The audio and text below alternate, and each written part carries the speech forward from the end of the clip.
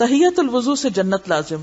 رسول اللہ صلی اللہ علیہ وسلم نے فرمایا جو شخص وضو کرے اور خوب سنوار کر اچھا وضو کرے پھر کھڑا ہو کر دل اور منہ سے ظاہری و باطنی طور پر متوجہ ہو کر 2 رکعت نماز ادا کرے تو اس کے لیے جنت واجب ہو جاتی ہے. اگر جنت کا شوق ہو تو کسی دن اسی طرح عمل کیجئے.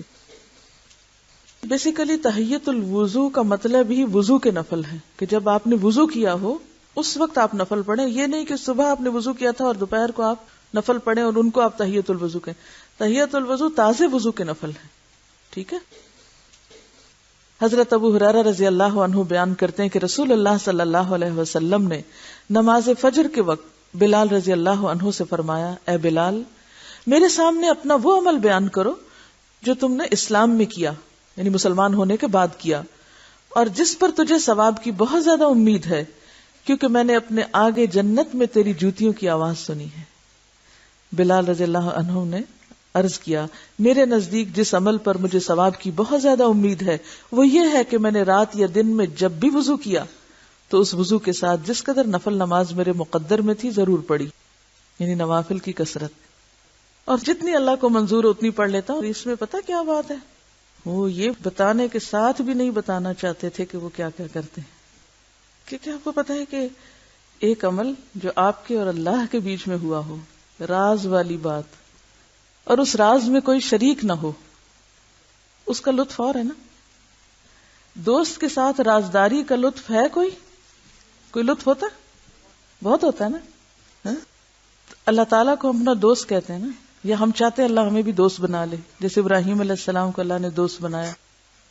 تو وہ جو ایک رازداری والی بات ہوتی ہے نا کہ کام کر کے پھر کسی کو بھی پتہ نہ چلنے دینا حتیٰ کہ اپنے سگے ماں باپ کو بھی پتہ نہ چلنے دینا یعنی عام طور پر تو پاسبل ہی نہیں ہوتا. ہر وقت ہم لوگوں کے بیچ میں ہوتے ہیں کوئی نہ کبھی منہ سے نکل جاتی کوئی بات کبھی کہیں لیکن کچھ کام ضرور ایسے کریں جو بس آپ کو پتا ہو اور آپ کے رب کو پتا ہو کسی تیسرے کو نہ پتا ہو.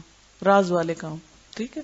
اب آپ اپنی ڈائری میں آج کا کیا کر سکتے لکھ سکتے راز والے کام بس اتنا صحیح لکھ. کوئی اور پڑھے گا تو وہ کہے گا وہ کون سے اچھا راز والے کام. اچھا راز والے کام ہو گئے کیونکہ ہوتا پتہ کیا ہے جو ہی ہم کوئی اچھا سا کام کر لیتے ہیں نا شیطان ہمارے پیچھے لگ جاتا ہے. وہ پہلے ہمیں اس درجے پہ لاتا ہے اچھا کسی کو بتا دو منہ سے نکلواتا ہے اب نکال بیٹھتے ہیں. اب چونکہ ہم ایکسپوز ہو گئے اب اس کے لیے حملہ آسان ہو گیا. اب اس کے ساتھ ہماری نیت خراب کرتا ہے کہ تعریف ہونی چاہیے. اب تمہاری تعریف کی طلب ہوتی. اچھا تعریف کسی نے کی نہیں پھر ہم تھوڑے سے اندر ہی اندر گھٹنے لگتے ہیں. شاباش ہی نہیں ملی میں نے تو سارا لان صاف کر دیا کسی نے مجھے شاباش ہی نہیں دی. پتہ ہی نہیں چلا کسی کو میں نے کیا کیا. کیا فائدہ کوئی ضرورت نہیں. ہمارا دماغ خراب نہیں کہ روز ایسے کام کیا کریں.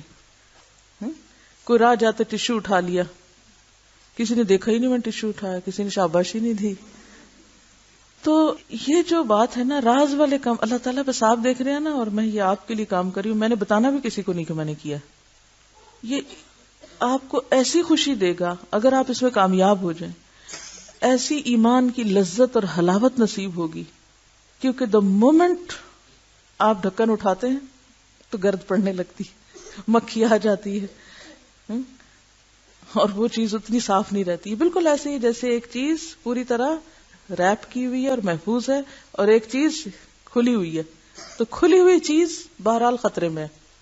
کھلا ہوا عمل اگرچہ اس کا ایک فائدہ ہے کہ کوئی اور دیکھ کے بھی ہمیں کر لے لیکن ہمارے دل میں نہ ہو اور نہ ہمیں پتہ چلنے کی خواہش ہو کہ کسی کو پتہ چلا. جب آپ کے کسی عمل سے لوگوں کو فائدہ پہنچتا ہے اور لوگوں کو یہ پتہ ہی نہیں ہوتا کیا کس نے تو پھر آپ کے اور رب کا معاملہ ہوتا ہے نا وہ اتنی خوشی سی اندر آنے لگتی ہے کہ الحمدللہ اللہ نے مجھے توفیق دی اور مجھ سے یہ کام لے لیا اور پھر اس پر بھی شکر اللہ کا. ٹھیک ہے. دیکھیں جتنا انسان اونچا جاتا ہے نا اتنا ہی مصیبت میں پڑتا جاتا ہے. دیکھیں آپ طالب علم میں بڑے امن میں میں یہاں ہوں میں بڑے خطرے میں ہوں بہت سخت خطرے میں ہوں میں یہاں بیٹھ کے. کیوں جب یہاں کوئی بندہ بیٹھ جاتا ہے نا تو اس کی سخت آزمائش شروع ہو جاتی ہے. اس کے دل میں کیا آتا ہے کیا طلب پیدا ہوتی ہے اب یہ ذرا میری تعریف کریں یہ میرا ادب کریں یہ میرا شکریہ ادا کریں یہ میری تعظیم کریں. اور اگر انہوں نے کی نہیں، اس طالب علم نے تو کبھی مجھے مسکرا کے بھی نہیں دیکھا. اب اس کے لیے دل میں بغض رکھنا شروع کر دیا، اس کو اپنے سے الگ کرنا شروع کر دینے، نہیں بس چھوڑو اس کو. ایسی کیفیات پر قابو پانا بہت سخت امتحان ہوتا ہے انسان کا، کہ انسان دینے کے بعد اتنا بے نیاز ہو جائے کہ نہ شکریہ مانگے، نہ تعریف مانگے، نہ عزت مانگے، نہ قدردانی مانگے، نہ شاباش مانگے، اور پھر جو لوگ بالکل ہی بے نیاز ہوں ان سے الٹا محبت بھی کرے.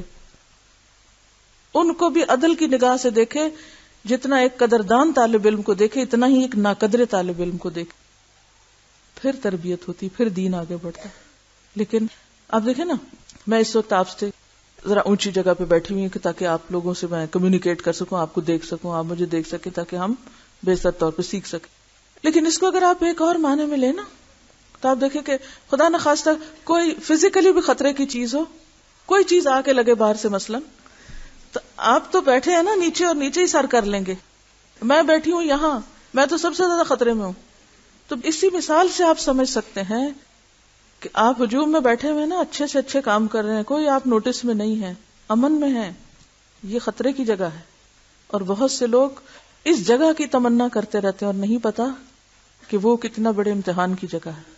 ایک لفظ غلط نکل گیا منہ سے، ایک بات الٹی کر دی، کہاں تک بات جائے گی؟ ایک غلط بیانی کر دی. آپ کو معلوم ہے وہ جو ایک حدیث تھی کہ ایک شخص جو نکلتا ہے گھر سے اور ایک جھوٹی بات کرتا ہے اور وہ منتشر ہوتی چلی جاتی، کیا شامت ہے اس کی؟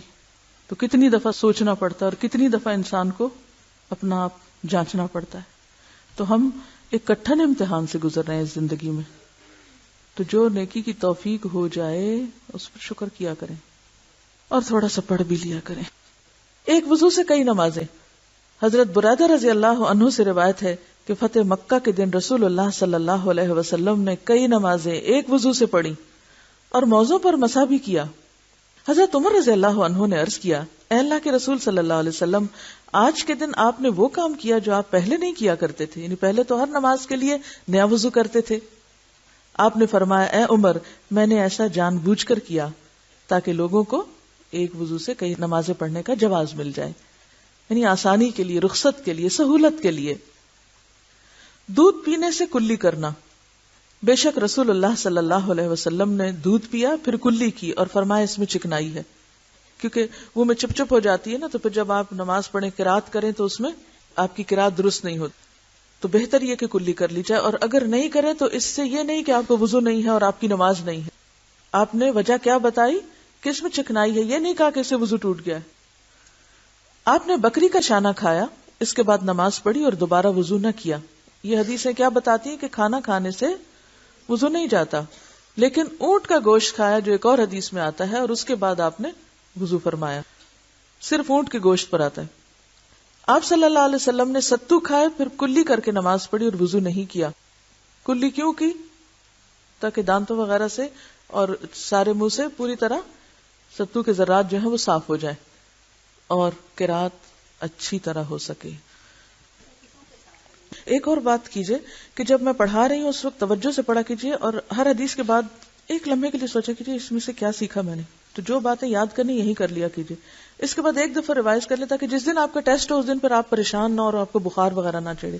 ٹھیک ہے جی؟ کوئی بات پوچھیے آپ، کوئی سوال اگر آپ کے ذہن میں ان احادیث سے متعلق ہو. ان کا سوال ہے کہ نماز سے پہلے کے جو نفل عام طور پر ہم پڑھتے ہیں وہ کس میں آئیں گے؟ تو وہ جو نبی صلی اللہ علیہ وسلم کی ایک اور حدیث ہے کہ اذان اور اقامت کے بیچ میں جو نماز ہے وہ اس کی طرف اشارہ ہے جو عموماً ہم سنت کی شکل میں پڑھتے ہیں. وآخر دعوانا ان الحمد للہ رب العالمین. سبحانک اللہم وبحمدک، نشہد ان لا الہ الا انت، نستغفرک ونتوب الیک.